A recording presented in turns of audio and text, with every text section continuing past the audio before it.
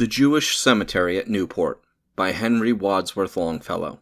How strange it seems these Hebrews in their graves, closed by the street of this far seaport town, silent beside the never-silent waves, at rest in all this moving up and down. The trees are white with dust that o'er their sleep wave their broad curtains in the south wind's breath, while underneath these leafy tents as they keep the long mysterious exodus of death. And these sepulchral stones, so old and brown, that pave with level flags their burial place, seems like the tablets of the law thrown down and broken by Moses at the mountain's base.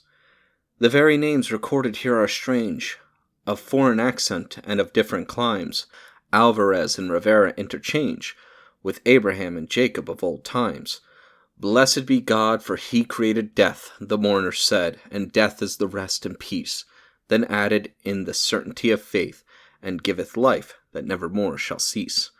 Closed are the portals of their synagogue, no psalms of David now the silence break, no rabbi reads the ancient decalogue, in the grand dialect the prophets spake. Gone are the living, but the dead remain, and not neglected, for a hand unseen, scattering its bounty like summer rain, still keeps the graves and the remembrance green. How came they here? What burst of Christian hate, what persecution merciless and blind, drove o'er the sea, the desert desolate, these Ishmaels and Hagars of mankind? They lived in narrow streets and lanes obscure, ghetto and Judenstrasse in murk and mire, taught in the school of patience to endure the life of anguish and the death of fire.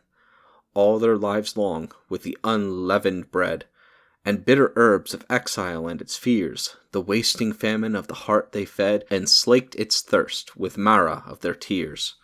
Anathema Maranatha was the cry that rang from town to town, from street to street. At every gate the accursed Mordecai was mocked and jeered and spurned by Christian feet.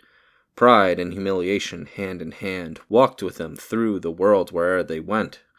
Trampled and beaten were they as the sand, and yet unshaken as the continent.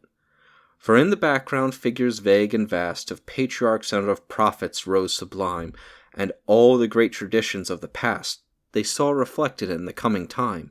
And thus forever with reverted look the mystic volume of the world they read, spelling it backward like a Hebrew book, till life became a legend of the dead. But what once has been shall be no more. The groaning earth in travail and in pain brings forth its races but does not restore, and the dead nations never rise again.